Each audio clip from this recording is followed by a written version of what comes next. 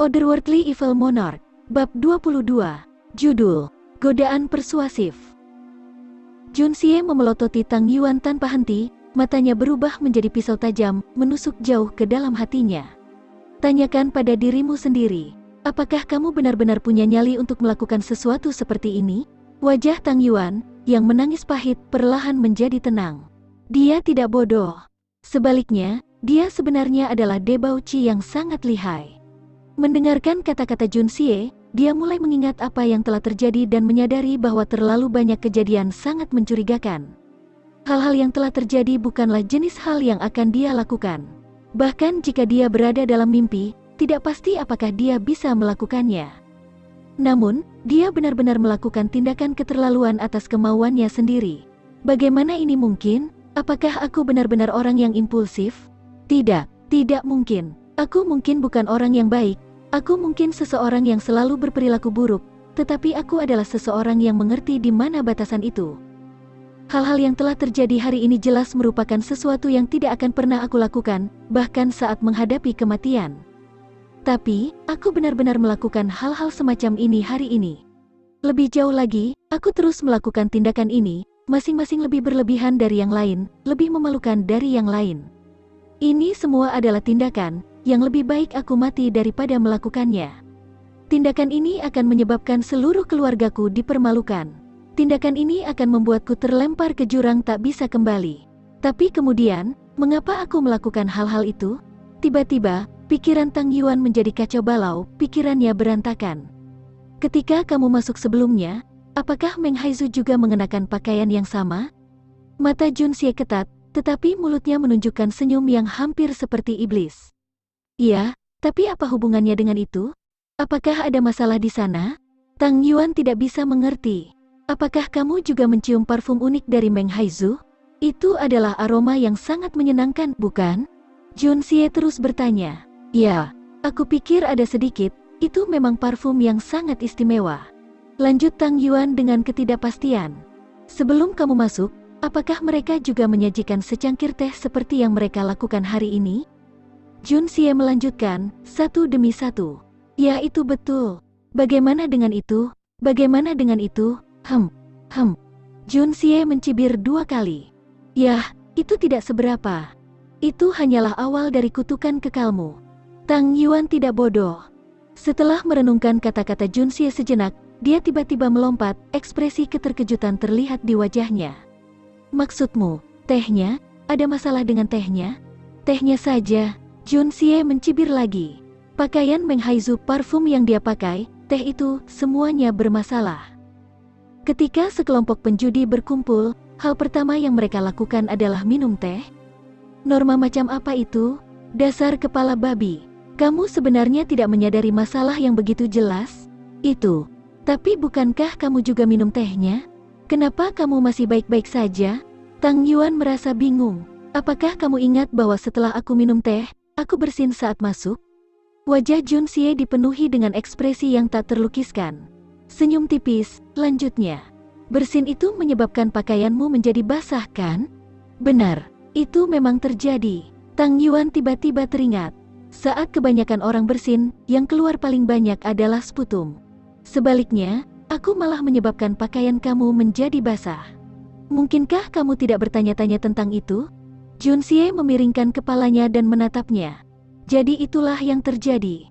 Tang Yuan tiba-tiba mengerti apa yang terjadi, tapi sekali lagi dibuat bingung oleh sesuatu. Tapi, bagaimana kamu bisa tahu dengan jelas tentang semua ini? Bagaimana aku bisa tahu dengan jelas? Jun Xie ragu-ragu. Ini memang pertanyaan yang sulit untuk dijawab. Apakah aku harus mengatakan bahwa senior ini sudah begitu akrab dengan obat-obatan ini sehingga aku dapat mengenalinya tanpa menggunakan mata atau hidungku? Di kehidupan aku sebelumnya, aku dapat mendeteksi hal-hal ini hanya dengan reaksi dari pori-pori tubuhku. Jun Xie menggosok hidungnya. Satu-satunya cara untuk menjelaskan semuanya adalah dengan melemparkan sepanci air kotor ke dirinya sendiri. Tentang itu, aku juga pernah melakukan hal semacam itu sebelumnya. Kamu mengerti, seperti yang diharapkan dari Tuan Muda ketiga Jun. Benar-benar taktik yang luar biasa. Kekaguman Tang Yuan pada Jun Xie meningkat sangat tinggi, dia menjawab dengan hormat. Kamu benar-benar ahli yang hebat. Junsie terharu hingga tertawa dan menangis. Dia mengingatkan, meskipun surat perjanjian sudah tidak ada lagi, aku khawatir fakta bahwa kamu kehilangan istri kamu kemungkinan besar akan disebarkan oleh mereka. Kamu mungkin harus memikirkan sesuatu untuk dilakukan. Itu benar. Apa yang harus aku lakukan? Membahas tentang masalah ini menyebabkan ketakutan dan kecemasan meningkat di Tang Yuan karena dia bingung tentang apa yang harus dilakukan. Saat ini, kamu hanya memiliki satu jalan untuk diambil. Dan itu adalah segera pulang ke rumah dan menceritakan semua yang telah terjadi pada kakek lamamu. Kamu tidak harus menyembunyikan apapun dan kamu tidak boleh membesar-besarkan apapun. Kamu harus meluncurkan serangan pendahuluan. Biarkan kakek kamu membuat keputusan tentang apa yang harus dilakukan, dia akan memutuskan tindakan apa yang akan diambil. Tapi jika kamu menunggu sampai dia mendengar tentang ini dari orang lain dan bertanya tentang itu, maka kamu benar-benar selesai. Diam-diam Junsie tertawa sinis. Adapun kamu hanyalah seseorang yang diatur. Aku percaya bahwa kakek tua kamu tidak akan terlalu menyalahkan kamu. Belum lagi, masalah ini hanya bisa diselesaikan dengan cara ini, kakekmu yang lama jauh lebih mampu menangani masalah seperti itu dibandingkan denganmu. Kamu pasti merasa sangat marah pada mereka sekarang, bukan? Aku akan mengajari kamu trik hebat lainnya. Pertama, tinggalkan pedang dan giok pengiringmu untuk sementara waktu. Kemudian, ambil 1 juta uang perak liang untuk ditebus. Dan ketika mereka tidak bisa mengeluarkannya, kamu mengerti? Junsie merendahkan suaranya, seolah-olah dia adalah iblis yang sedang dalam proses menggoda orang awam pada umumnya untuk melakukan kejahatan. Benar. Tang Yuan menepuk pahanya. Ini adalah satu-satunya cara yang layak, dan juga satu-satunya kesempatan untuk mendapatkan inisiatif. Tapi, yang perlu mereka lakukan hanyalah menebusnya dari kamu dengan uang. Kamu bodoh. Saat itu, mereka menggunakan hal-hal itu sebagai taruhan yang bertentangan dengan janjiku, dan bukan melawan sejumlah uang tertentu. Ada perbedaan dunia di sini. Apakah kamu pikir aku akan memberikannya kepada mereka? Bodoh.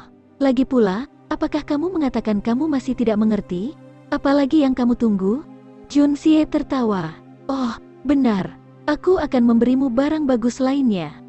Seolah sedang melakukan trik sulap, Junsie mengeluarkan cangkir teh dari dalam dadanya. Yang paling mengejutkan adalah masih ada beberapa tetes air di dasar cangkir. Ini adalah cangkir yang berisi obat itu, aku membawanya bersamaku sebelumnya. Senyum Junsie. Sepertinya ada sedikit yang tertinggal di dalam.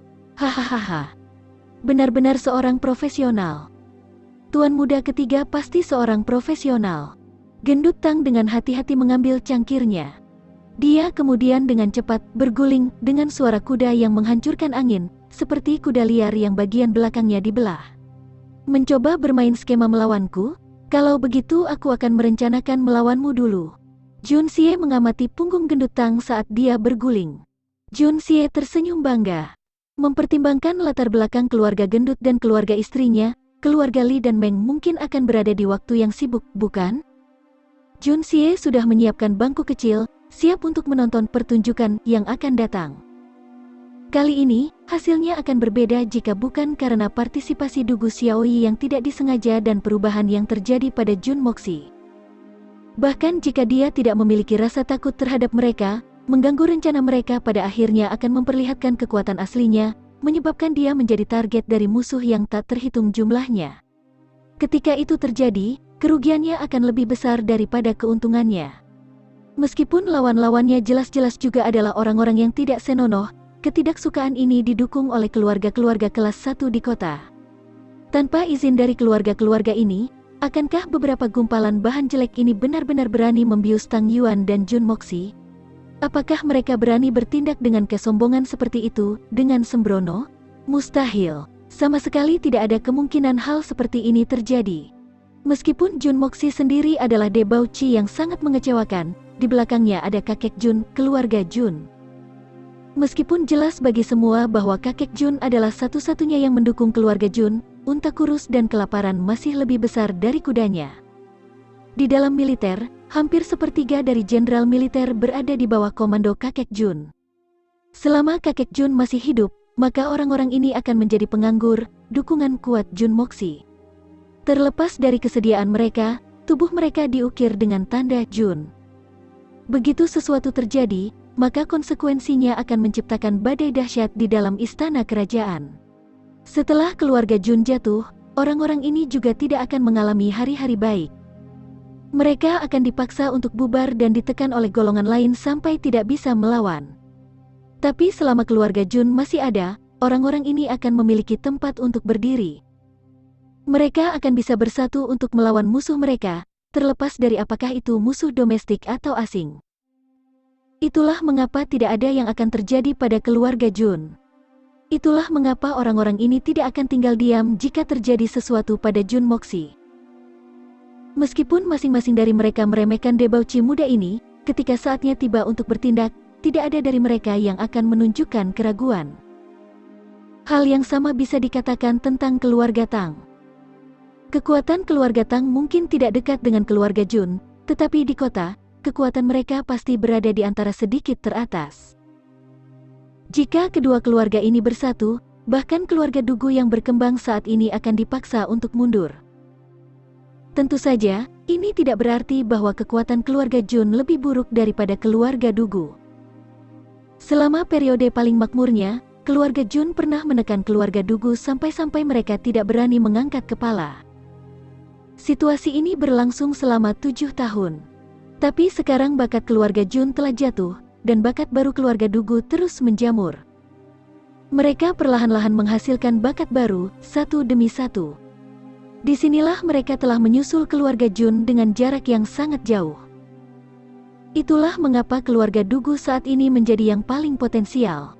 Setidaknya, begitulah kelihatannya bagi orang luar. Namun, selama kakek Jun tetap hidup, maka keluarga Jun tidak akan pernah jatuh. Bahkan untuk kekuatan kekaisaran, mereka harus mempertimbangkan dengan cermat sebelum melakukan apapun pada keluarga Jun. Bahkan bisa dibilang mereka tidak berani. Namun, keluarga Li dan Meng ini benar-benar untuk berkumpul pada saat yang sama mengatur Tang Yuan dan Jun Xie. Ini sangat tidak biasa, sangat tidak biasa. Jika ini tampak biasa saja, maka ada sesuatu yang salah. Memang, yang terlibat kali ini hanyalah para pesolek sejati. Sekalipun masalah ini akan diungkap, maka masyarakat umum hanya akan berpikir bahwa ini hanya kerusakan yang disebabkan oleh beberapa anak muda. Setelah tertawa sebentar, tidak satu pun dari mereka yang akan mengambil hati mereka. Namun, bagaimana jika berhasil?